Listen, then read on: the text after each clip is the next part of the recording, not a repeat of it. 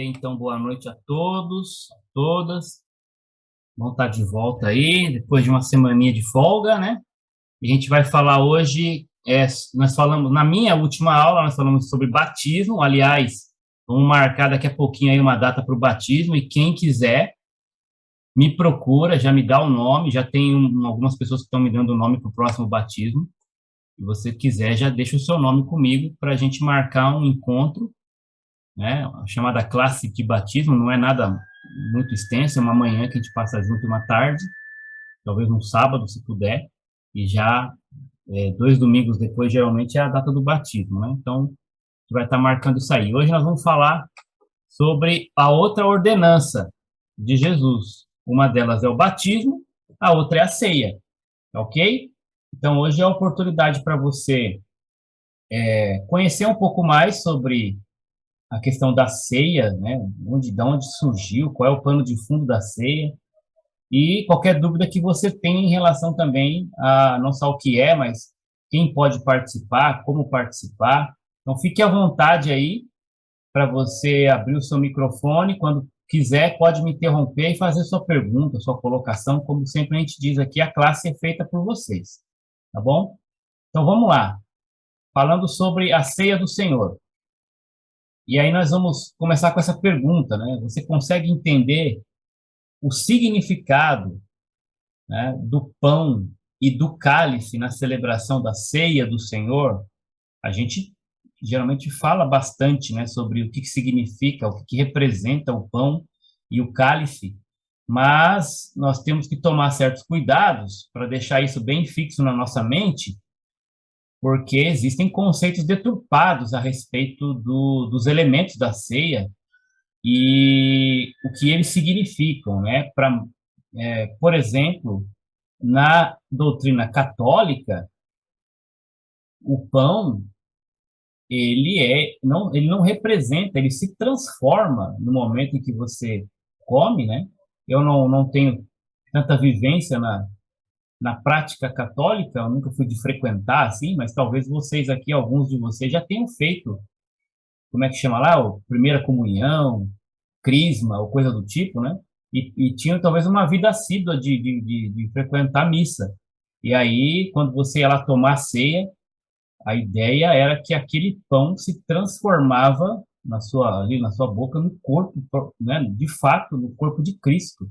É um negócio assim, até, né? Eu sempre achei isso assim muito louco, né? De imaginar como é que pode, né, acreditar que aquele pão ali, aquela bolachinha, é o corpo de Cristo, se transforma no corpo de Cristo, né?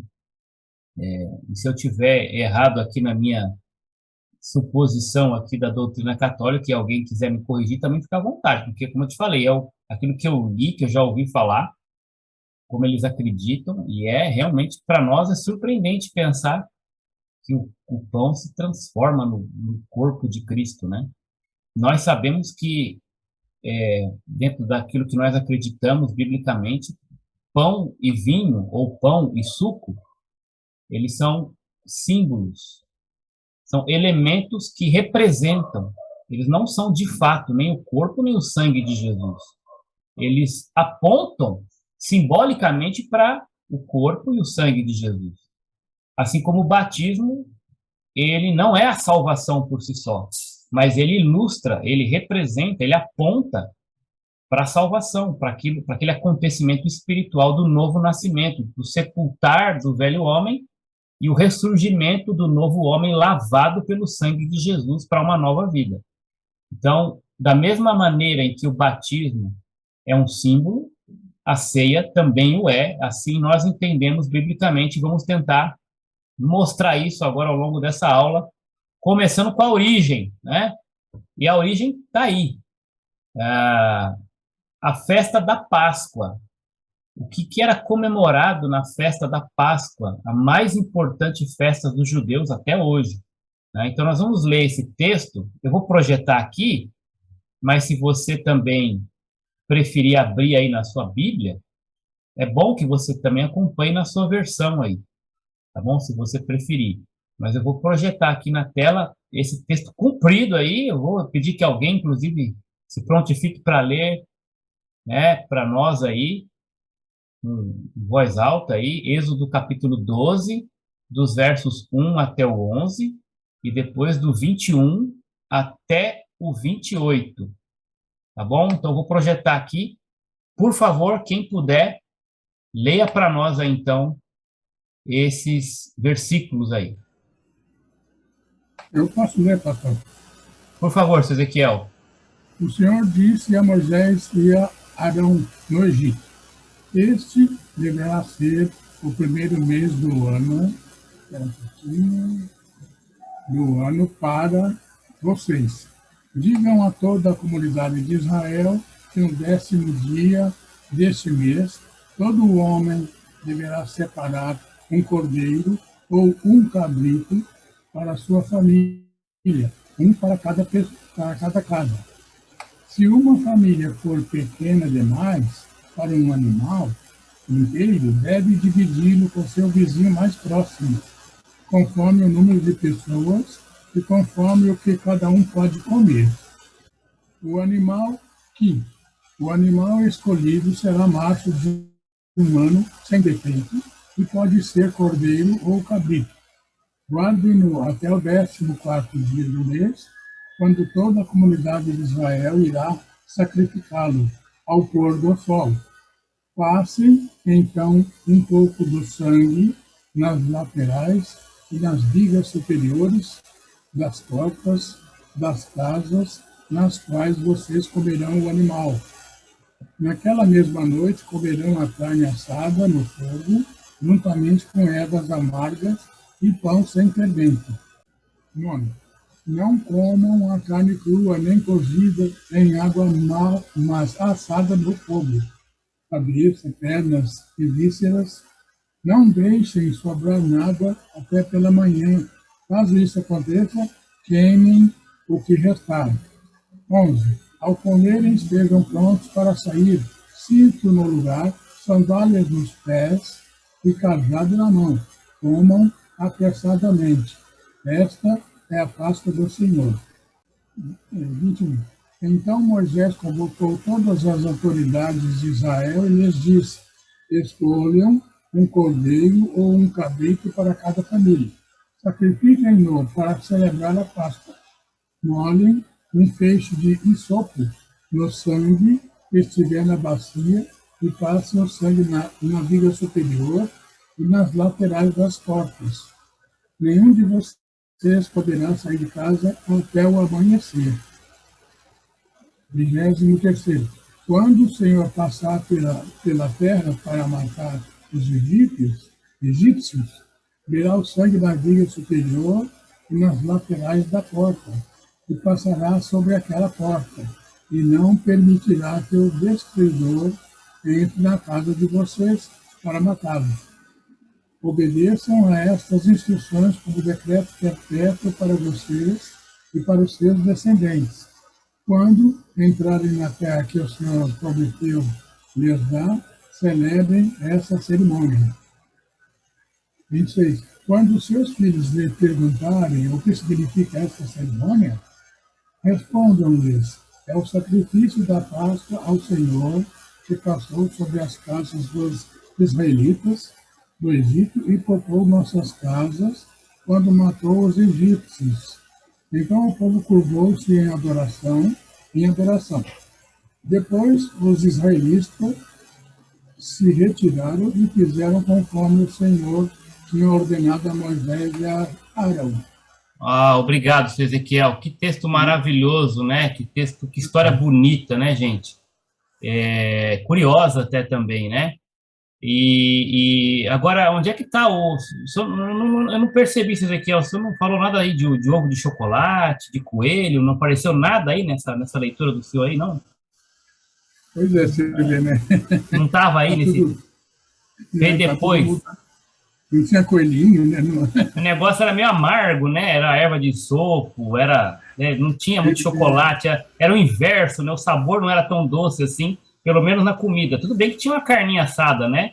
O negócio também é chique, mas então não tinha chocolate nesse dia, pelo menos, né? Então tá bom. não Brincadeiras tinha aqui, nada a irmão. ver. Brincadeiras Não tinha aqui. nada a ver. O texto, então, da Páscoa, né? Eu queria perguntar se alguém aqui sabe qual o significado da palavra Páscoa no hebraico, no seu original, né? De onde vem essa palavra? O que ela significa, Páscoa? Bom, eu sei dizer que é passar por cima, né? Então, você está dizendo exatamente, né? Ou como diz o cara da televisão, absolutamente correto sua resposta, né? Uhum, É uhum. exatamente isso que significa Páscoa, passar por cima, né? Parece estranho, curioso, né? Como é que pode a palavra Páscoa significar passar por cima? É exatamente o que o texto está dizendo que aconteceria aqui no versículo 20, 23, né? Olha só.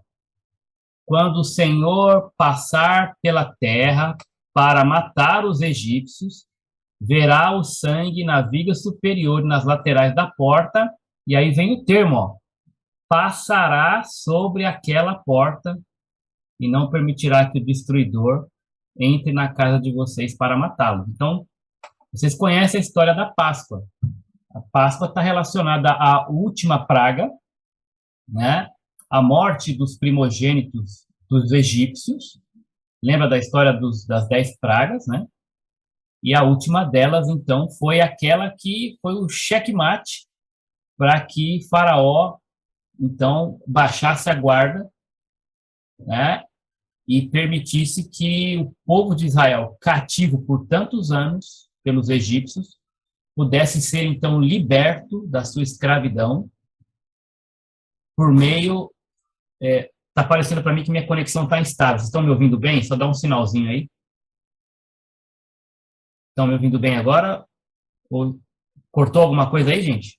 Acho que travou, né? Tá. Você ouviu eu falando sobre até que ponto? Eu vou Travou, repetir. pastor. Tá, Travou. eu vou repetir aqui então. Eu acho que é melhor se eu fechar o seu vídeo. Aí vai ajudar a sua internet. Tá. Ficar só Então, com a voz. ok, ok. Então, queridos, melhorou aí para vocês? Melhorou? Tá. Melhorou. A história da Páscoa, então, ela está relacionada à última praga, né, daquelas 10 pragas do Egito, né? A 10ª praga, onde Deus feriria os primogênitos de Israel, ok? E essa, então, esse foi o checkmate para que o faraó, né, deixasse com que o povo de Israel, escravizado pelos egípcios, saísse em liberdade, e Deus usou Moisés para comandar esse feito aí, Moisés e Arão, né? Vocês conhecem a história, acredito que a maioria conheça, tá bom? E a última praga, então, o que dizia ela? Que Deus iria ferir, matar todos os primogênitos dos egípcios. Ele mandaria esse anjo destruidor, e então ele deu uma orientação para o seu povo. Ele disse, então, que quando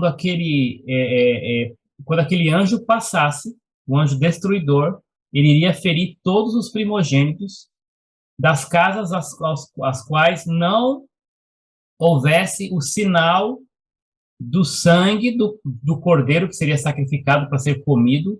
Seria uma refeição, uma última refeição ali no Egito. Eles iam então sacrificar esse animal e passar o sangue desse animal nos umbrais e nas laterais das portas. E quando o anjo destruidor passasse, aquele sangue na porta seria o sinal de que ali ele não deveria entrar para ferir o primogênito daquela casa. Ele passaria por cima daquela casa. E esse termo passar por cima é o termo que traduzimos da palavra Páscoa. Então, a Páscoa é quando o anjo destruidor passa por cima da casa dos primogênitos de Israel e fere cada primogênito dos egípcios, inclusive o do filho do faraó. Vocês conhecem a história. Aí Faraó depois pede desesperadamente, olha, levem esse povo embora daqui, né? Vocês conhecem a história também que depois ele vai atrás, né? Tentar se vingar, e aí acontece aquele episódio do Mar Vermelho, quando o povo está caminhando para a terra prometida, né? A libertação. E o texto é bem interessante, porque ele vai dizer, olha, preparem essa Páscoa, né? E voltando lá para o texto, vocês não devem deixar sobrar nada para o dia seguinte, né? Devem queimar o que restar, estejam prontos para sair, cinto no lugar, sandália nos pés, cajado na mão, comam apressadamente. Por quê? Né?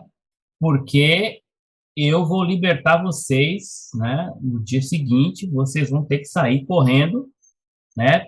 Vão pegar os despojos aí dos egípcios e vamos embora rumo à terra prometida, né? E Moisés, então, dá essa orientação para o povo ali, tá? Agora, alguém pode ler para nós aí, então, esse slide, por favor? Este dia será um memorial que vocês e todos os seus descendentes o comemorarão como festa ao Senhor. Comemorem-no como decreto perpétuo. Ok, então, a pergunta que nós temos aí, né? Pode ler essa pergunta também, David? Por que Deus ordenou a celebração da Páscoa? Êxodo 12:14. Isso, esse texto de 12:14, ele deixa claro para nós que a Páscoa foi instituída, ordenada, para que ficasse como um memorial, ou seja, uma lembrança para todas as gerações que viriam, né? Não só aquela, mas as que viriam, para lembrarem-se do quê? E isso é repetido várias vezes nas Escrituras, né? Quando o povo de Deus lembra da aliança que Deus fez com Moisés para a libertação da escravidão dos egípcios. O memorial do poder de Deus, da sua graça libertadora. O memorial do dia em que eles saíram da escravidão e foram libertos para uma terra prometida. Então, gente, a Páscoa, ela foi instituída para ser um memorial. E nós, como cristãos, também celebramos a Páscoa. Não é verdade? Claro que nós não o fazemos do jeitinho que os judeus fazem. Nossa Páscoa como nós brincamos aqui, ela tem um apelo comercial que nos incita a perder esse foco deste memorial, né, da graça de Deus, da sua libertação, e nós vamos associar isso depois com a ceia, da grande salvação que nos alcançou em Cristo Jesus, da nova aliança, né, porque aqui na Páscoa Deus estabelece uma aliança com Moisés, e depois ele diz que vai estabelecer um dia uma nova aliança. E aí eu quero que alguém leia agora como seria feita esta nova aliança. Deus, falando por meio do profeta Jeremias, ele diz que uma nova aliança seria feita. Alguém pode ler para nós esse slide? Por favor. Estão chegando os dias, declara o Senhor, quando farei uma nova aliança com a comunidade de Israel e com a comunidade de Judá. Não será como a aliança que fiz com seus antepassados, quando os tomei pela mão para tirá-los do Egito, porque quebraram a minha aliança, apesar de eu ser o Senhor deles, diz o Senhor. Esta é a aliança que farei com a comunidade de Israel depois daqueles dias, declara o Senhor. Porei a minha lei no íntimo deles e a escreverei nos seus corações. Serei o Deus deles e eles serão o meu povo. Obrigado, Dani. Gente, percebe que maravilha essa declaração da nova aliança? Porque a nossa tendência é pensar assim, como eu queria ter... Seria maravilhoso, seria fantástico estar participando daquele dia glorioso onde o povo de Israel foi liberto da escravidão do Egito, né? Vocês podem imaginar vocês participando daquela história, estando ali no meio do povo de Israel, preparando aquele cordeiro, ou então se você fosse o primogênito, né? Talvez você nem está sabendo muito o que está acontecendo, mas o papai foi lá, preparou aquele animal, aí começa a passar o sangue na porta, aí você, papai, por que você está fazendo isso? Oh, meu filho, porque Deus nos prometeu que amanhã a gente vai embora daqui. Papai, a gente vai embora daqui, a gente vai ser livre. Sim, o papai não vai precisar mais ficar trabalhando, né, dessa forma escrava. né, todos os dias e tal, né? Então amanhã será o dia que todo o nosso povo vai ser liberto por meio das mãos de Deus através da liderança de Moisés, meu filho. Ah, que legal, pai. Então vamos celebrar, vamos participar. E aí, né? Olha, só que a gente não pode sair de casa até amanhã. Temos que ficar aqui trancadinho, filho, porque Deus vai fazer uma obra aqui entre nós, vai fazer com que o faraó abra as portas para nós sairmos, né? Mas a gente não pode sair de casa, porque Deus vai disciplinar os egípcios, os nossos inimigos. Muito bem. E aí você está ali, imagina você participando dessa história e ouvindo aquele barulho, aquele choro dos egípcios e tudo mais, até que chega uma hora que Moisés fala, gente, vamos embora, apressem-se, né? A sandália, peguem aí o cinto, cinjam-se, vamos embora apressado, vamos pegar os despojos aqui que o faraó liberou, está liberado, pega tudo, cada um pega o que quiser aqui, de ouro, de prata, ou seja, vai pagar tudo que vocês trabalharem até mais, né? E vamos embora porque tem uma terra prometida para nós. E aí imagina você participando daquele episódio, caminhando com o povo de Israel pelo deserto, nenhuma sandália se desgastou, né? E tudo mais. E aí chega aquele momento maravilhoso, né? E no primeiro momento de apreensão, se deparam diante do Mar Vermelho, e aí percebe que o exército do faraó está vindo atrás, aí o povo começa a reclamar, então quer dizer que você tirou a gente lá do Egito para morrer aqui na beira desse mar, né? Antes tivesse deixado a gente ficar lá, né? Por que você tirou a gente para morrer aqui, né? E começam a reclamar ter saudade das cebolas também depois, mais tarde, né?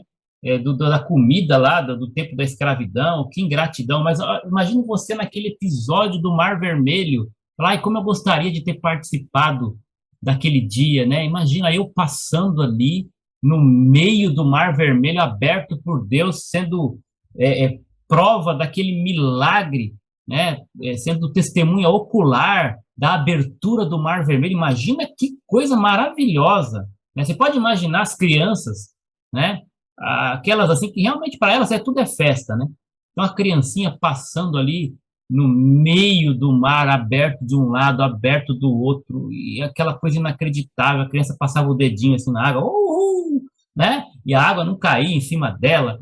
E aí, depois que eles atravessam, Deus fecha tudo em cima do exército do faraó, e aí consome todo aquele exército de uma vez, e aí percebeu o poder de Deus, aí fala, puxa, como aquele povo foi privilegiado de ver os milagres de Deus de perto.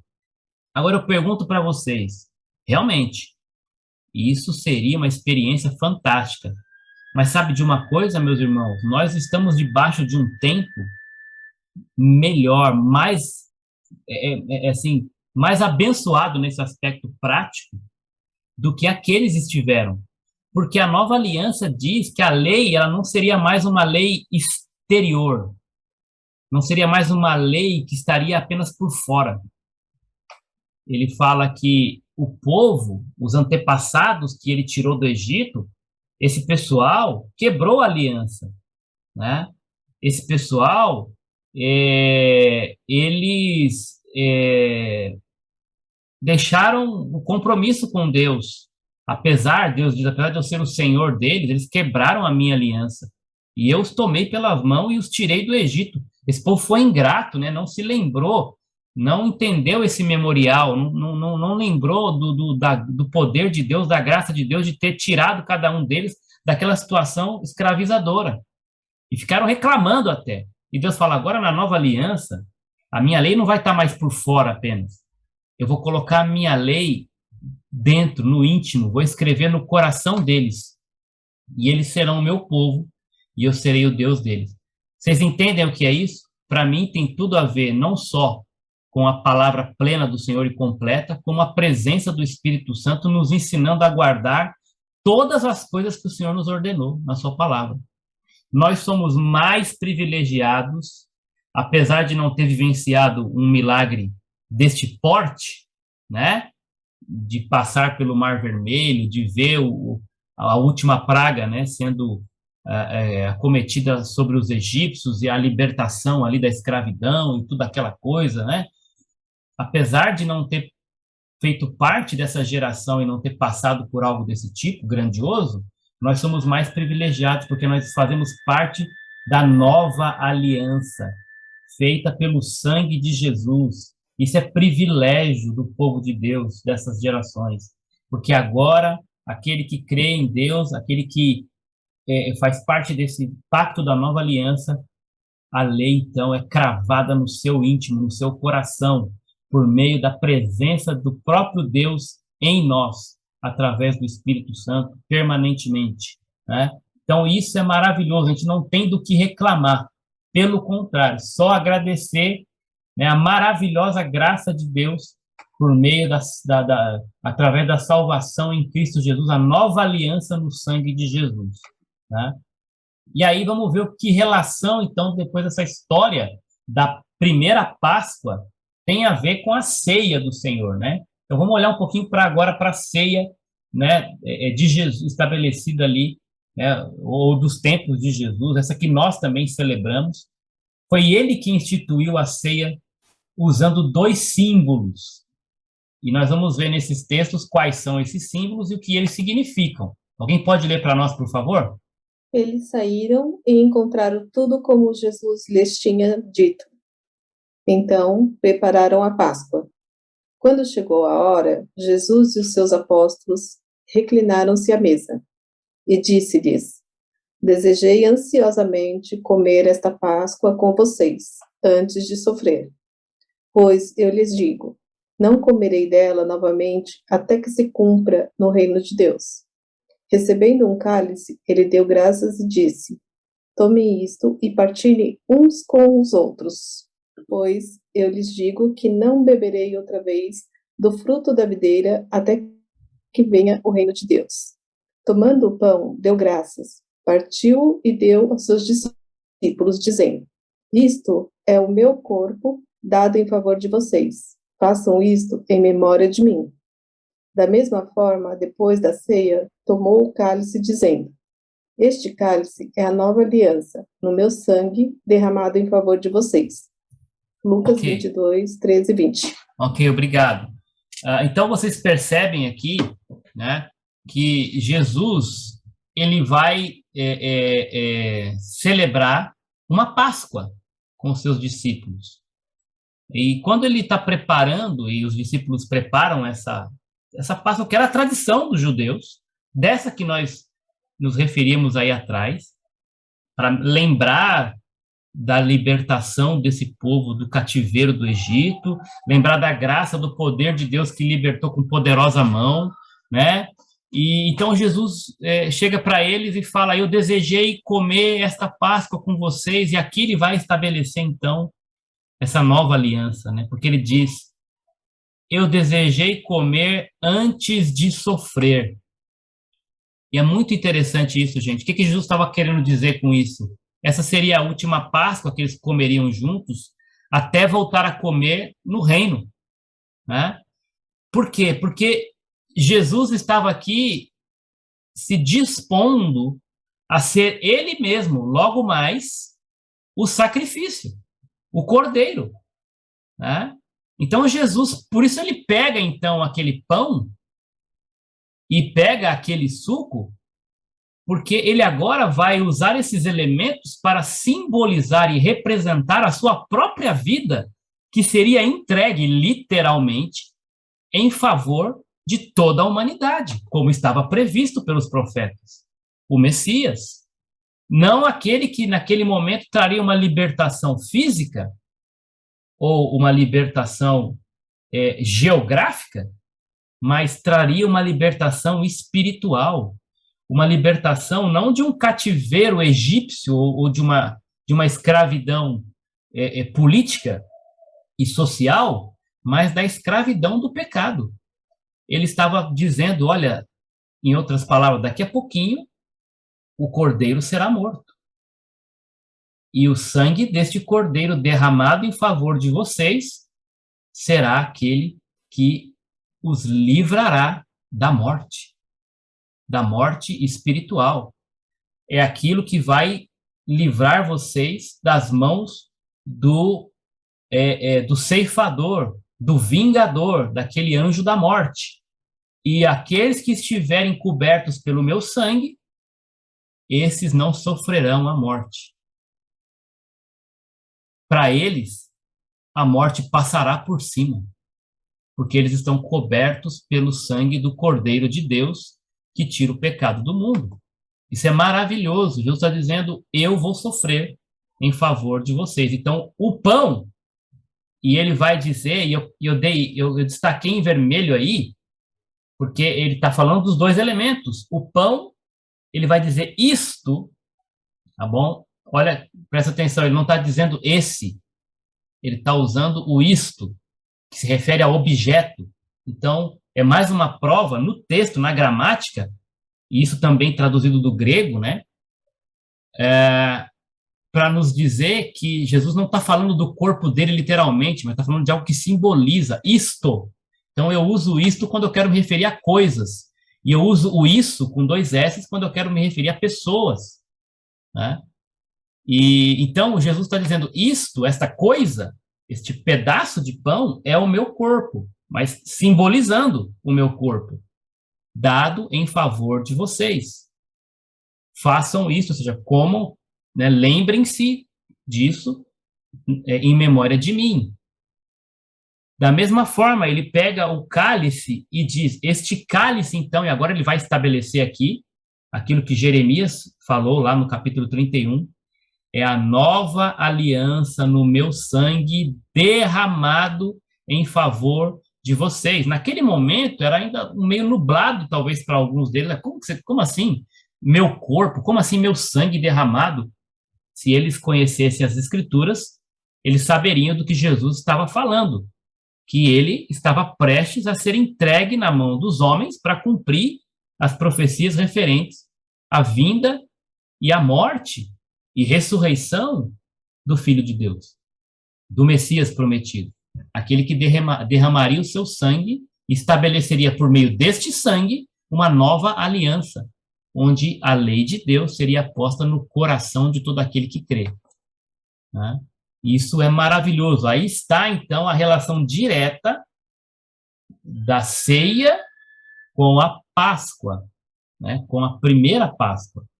A entrega, né, voluntária do Cordeiro de Deus, aquele que derramaria o seu sangue para cobrir a nossa vida, o nosso pecado, e nos dar libertação, nos trazer a paz, nos trazer a vitória, né?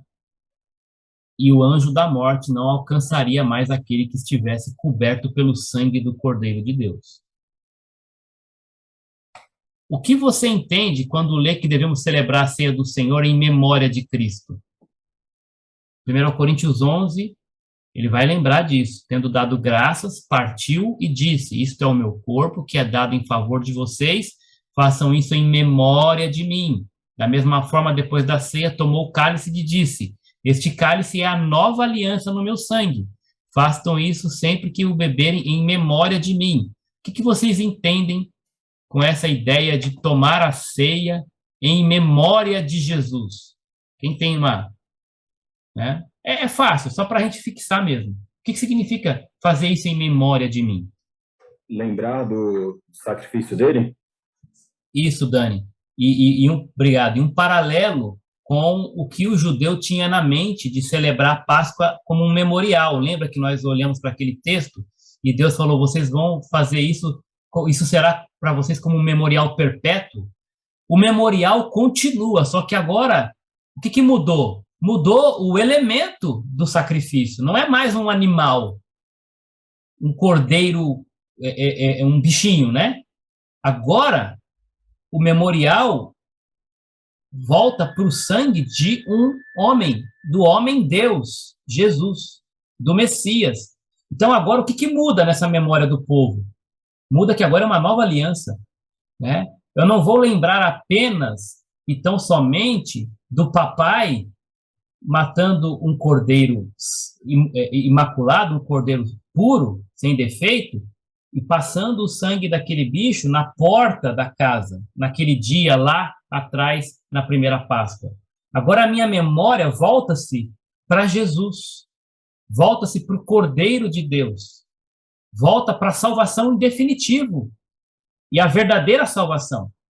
Porque Hebreus diz que esse tipo de sacrifício que continua depois, o sangue de bois e de cordeiros, está instável ainda. Vocês estão me ouvindo bem?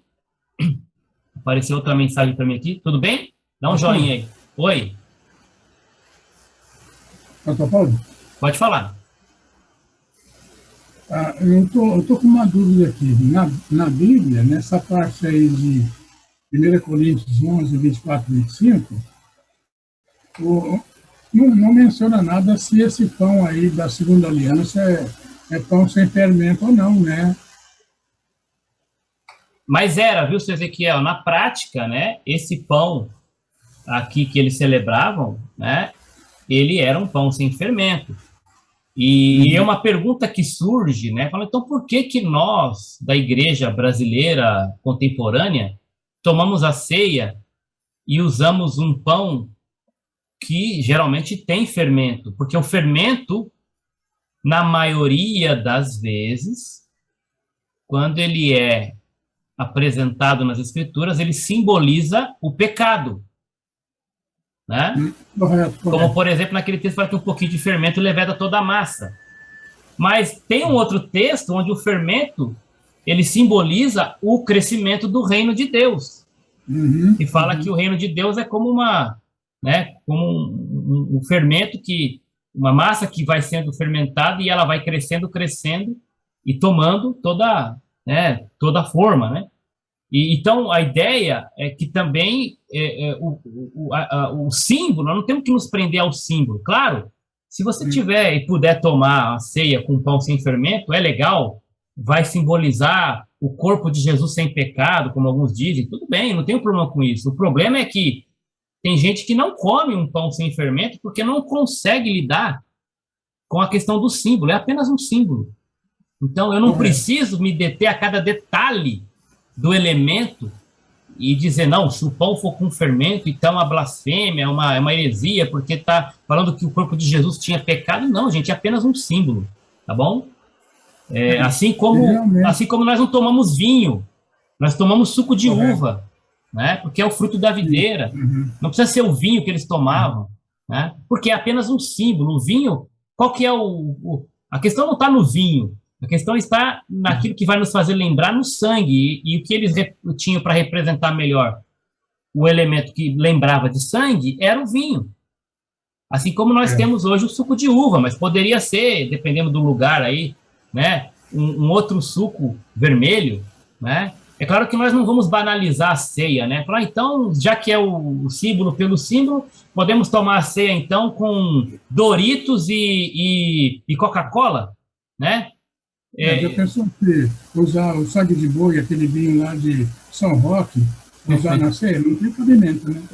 Não, mas, enfim, de novo, se você está numa região do Brasil onde não tem suco de uva, mas eles têm o açaí, que simboliza bem, né? E por que não? Pode ser, né? O pão pode ser aquele bolachão lá do Nordeste? Pode ser. O que nós não podemos é ficar banalizando. Tem que ser algo que vai trazer à nossa memória o corpo e trazer à nossa memória o sangue. Tá? O que eu acho que tem que evitar é bebida destilada, né? De fato, isso é uma outra questão, né? Que há uma diferenciação entre o tipo de bebida que se bebia na época de Jesus e aquilo que nós temos hoje, que é uma gama imensa, né, de produtos dos mais fortes, né, enfim, em termos de quantidade que se põe de álcool e tudo mais, tal, mas nem é essa a questão. A questão é não nos prendermos ao símbolo. O símbolo não é mais importante do que o que ele está simbolizando. Então, para mim, Paulo, olhando teologicamente, desde que não se banalize a cerimônia, nós não precisamos nos prender exatamente àquele pão e àquele suco ou aquele vinho, né? Aqueles dois elementos exatamente como eram, né? Desde que eles tragam à nossa memória o que representa, o que aquilo quer trazer, aquilo quer representar, eles são válidos, no meu ponto de vista, tá bom? Então, fazer em memória de Jesus agora é fazer em memória do Cordeiro de Deus, daquele que seria o sacrifício definitivo. Hebreus fala, eu ia citar esse texto, que ele já apontava para isso, a lei era uma sombra, né? Os sacrifícios de bois e de cordeiros nunca salvaram ninguém, mas eles apontavam como um aio, um instrutor, eles guiavam para aquele que seria um dia o sacrifício perfeito, o sacrifício de Jesus, do Cordeiro de Deus, né? Então, a lei é esse aio, né? É uma sombra do que haveria de vir. Assim, por isso que a salvação também ela é ilustrada num dia que vai raiando, raiando, até se tornar sol do meio-dia, aquele sol pleno, né? Então, o que esse povo do Antigo Testamento presenciou foi uma fé no Messias que viria, né? Ainda um dia que estava por raiar. Quando Jesus chega, Jesus é chamado, não é à toa que ele é chamado de a estrela da manhã. Quem é a estrela da manhã, gente? Quem é a estrela da manhã? Quem é? O que é a estrela da manhã? A soberana, que ela se destaca tanto que só dá ela de manhã. Quem é? Jesus Cristo? Não, na ciência mesmo. Falando da própria, Tá. do elemento. Quem é a estrela da manhã? Quem é que coordena? Quem é que domina a manhã? O Sol? O Sol. O Sol? Exatamente, o Sol. O Sol é a estrela da manhã. E é por isso que Jesus é chamado de a estrela da manhã. Porque ele é aquele que vem para trazer toda a luz, toda a revelação de Deus está nele. Nele nós temos a plenitude da salvação, né? O dia perfeito. Ele chegou, não precisamos de mais ninguém, mais nada. Nossa salvação está completa em Jesus. O dia em que Jesus vem, então o dia, a Bíblia diz que foi o momento perfeito na história, né? Ele é o começo e o fim. Ele é a estrela da manhã, ele é o alfa e o ômega. Nele estão firmadas todas as coisas. Sem ele, nada do que foi feito se fez, né? Ele é o cabeça de tudo, de todos, de toda a criação, o primogênito da criação. Ele tem autoridade sobre tudo e sobre todos. E ele é o leão, mas ele também é o cordeiro, né? Então, Jesus é a plenitude de todas as coisas. E ele veio diante de toda essa majestade, dessa glória, para se entregar por mim e por você. Por isso ele diz agora, façam isso em memória de mim, ou seja, em memória do que eu estou prestes a fazer por vocês. Eu serei o sacrifício definitivo.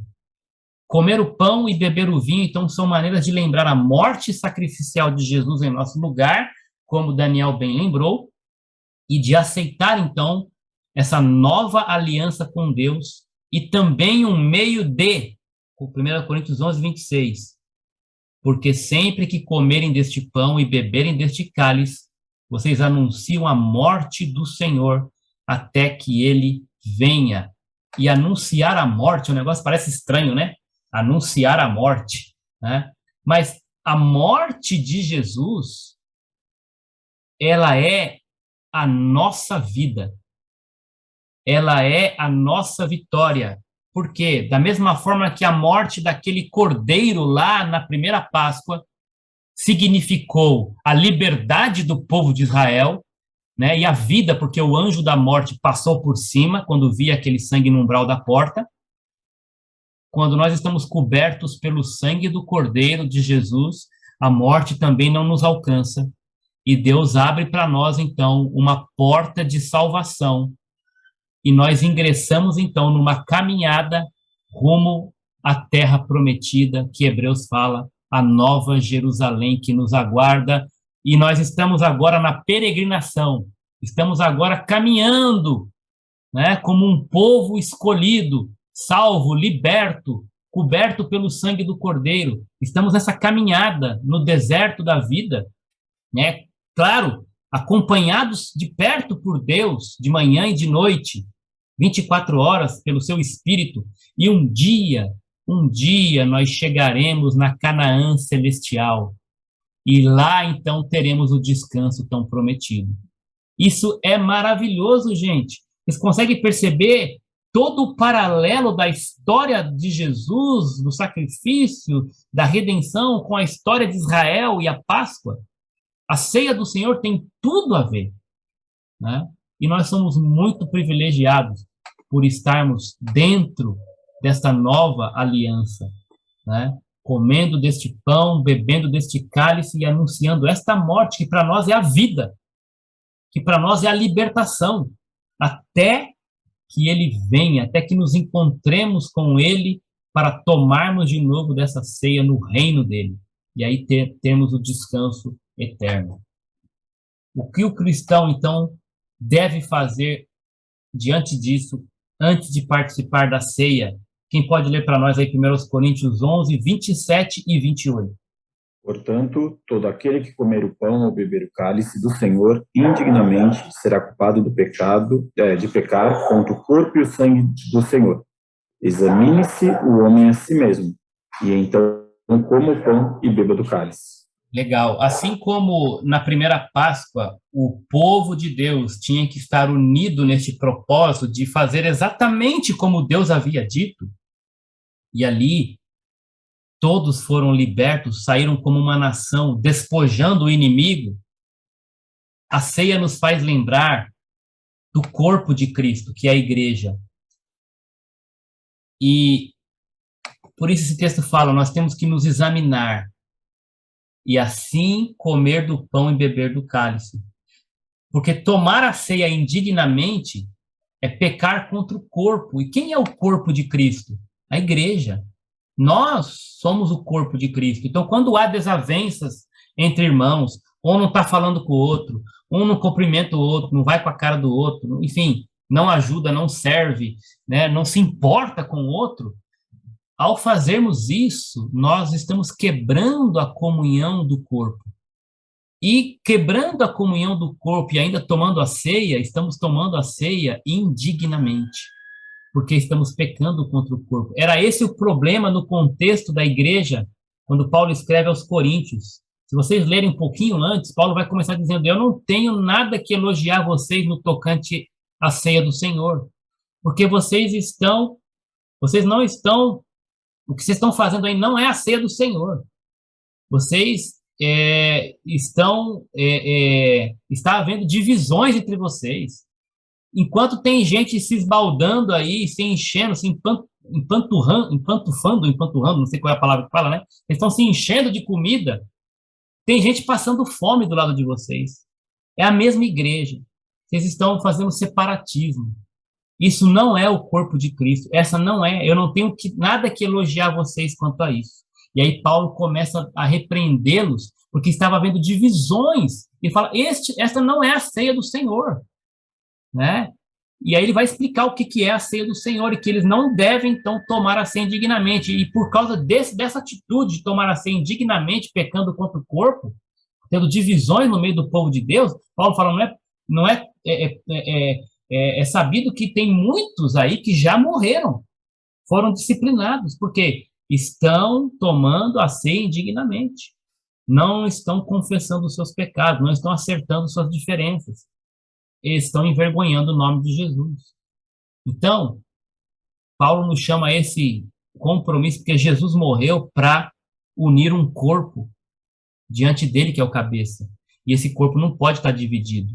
Então, a ceia do Senhor nos faz lembrar do sacrifício dele pela sua igreja, pela sua noiva, que um dia ele virá buscar, a sua noiva que ele zela e tem ciúme dela, né, que ele quer prepará-la de maneira imaculada, pura e santa para aquele dia do encontro. E nós somos responsáveis nesse processo, de manter a santidade no corpo de Cristo, né, da noiva de Cristo, que é a sua igreja. Isso não é um papel só do pastor ou do líder do pequeno grupo, isso é um papel de todo cristão. Né? Qual a promessa, então, que Jesus faz aqui em Mateus 26? Quem pode ler para nós aí? Eu lhes digo que, de agora em diante, não beberei deste fruto da videira, até aquele dia em que beberei do vinho novo com vocês no reino do meu Deus, do meu Pai, desculpa. Ok, obrigado, Aline. Gente, que promessa maravilhosa. né, Jesus prometeu para nós que nós vamos continuar celebrando até um dia em que ali beberemos de novo de um vinho novo com ele no reino do Pai, né? Deixa eu abrir aqui o meu vídeo. Mas, gente, vocês conseguiram perceber a conexão maravilhosa e graciosa, né, da ceia do Senhor com a Páscoa? Que história fantástica, gente. Que privilégio nós temos. Gente, assim como o povo de Israel lá no deserto, Deus levantou um libertador. E esse povo deveria seguir as ordens da palavra de Deus, tintim por tintim. E essa ordem envolvia, então, se preparar, sacrificar um animal, passar o sangue desse animal pela porta. O anjo da destruição, o anjo da morte passaria naquela noite. E o sinal para que ele passasse por cima, daí vem a palavra Páscoa, seria o sangue do cordeiro no umbral da porta. E aí fica para nós esta pergunta, para nós, para todos nós, né? Um dia, o anjo da morte vai passar sobre sua vida. E a pergunta é: você já está coberta pelo sangue de Jesus? A tua vida, a tua porta, a porta da tua vida, está coberta pelo sangue redentor do Cordeiro de Deus? Porque se não estiver, o anjo da morte vai te encontrar e não haverá salvação, não haverá escape. Hoje, ainda hoje, é dia de obedecer e ouvir a voz de Jesus, porque foi exatamente por você que ele fez esse sacrifício, né? Bravo. Oi, voltou, Ezequiel? Travou só para mim, ou só para você, ou para todo mundo, gente? Travou para todo mundo. Travou, mas voltou. Legal. Agora eu vou. Onde eu parei aí, Aline? Se nós estamos preparados quando Exato. a morte obrigado. passar na nossa porta. Vocês pensaram que a moto tinha passado, né? Travou tudo, né? Então, mas não passou ainda não, fica tranquilo. Passou e eu fiquei preocupado. Mas é algo para nós refletirmos, porque um dia ela vai passar para todo mundo. E se você estiver coberto pelo sangue de Jesus, ela vai passar por cima, porque aqueles que são salvos por Jesus, a morte não tem poder sobre eles. Amém. Porque Jesus venceu a morte. E a ceia é uma lembrança disso. A morte já passou por cima. Amém. Onde está, ó morte, o teu aguilhão, né? Os egípcios provaram do aguilhão da morte. Mas aqueles que têm a vida coberta pelo sangue de Jesus, a morte vai passar por cima. E não só isso, né, que é maravilhoso, mas ela também, este mesmo sangue de Jesus, abre as portas. Nós vencemos o inimigo, despojamos o inimigo e saímos agora como um só povo de Deus, libertos da escravidão do pecado. O pecado não mais terá domínio sobre vós. E agora nós estamos peregrinando rumo a uma Canaã celestial.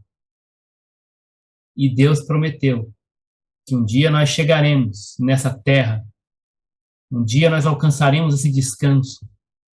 Todos aqueles que foram libertos pelo sangue do Cordeiro caminham triunfantemente, claro, com muitos problemas, mas caminham com a certeza da chegada, porque aquele que prometeu é fiel para cumprir.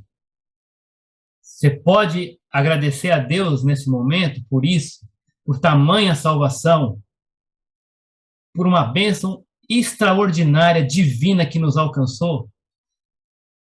E se tem alguém que você conhece que ainda não está coberto pelo sangue do Cordeiro, alguém que você ama, avisa, proclama, porque nós não sabemos quando é o dia que o anjo da morte vai passar ali. Não é verdade? A vida, como nós temos ouvido muito essa semana, né? Ela é um sopro. mas eu tenho a esperança e a fé e a certeza que o anjo da morte já passou por cima da minha vida. Ela não vai me alcançar mais.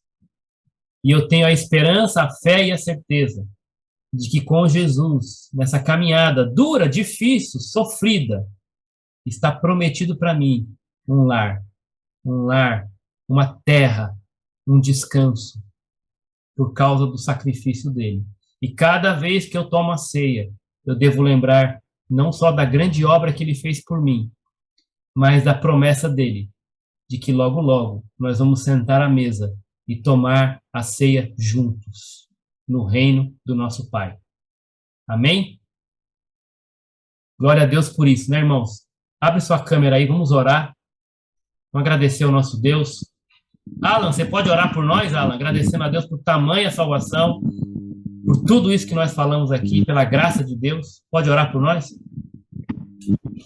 Amém. Vamos orar.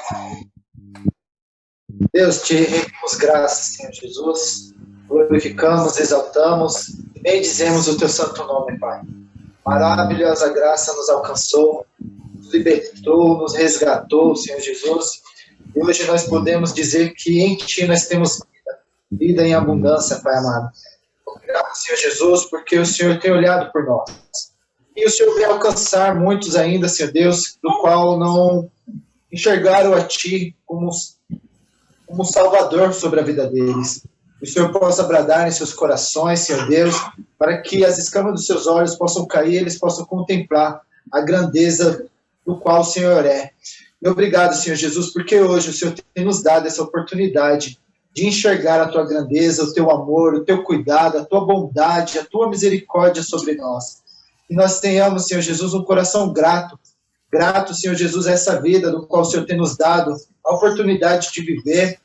E a humildade, Senhor, nos dê humildade de aguardar a grande vinda do Senhor, Pai.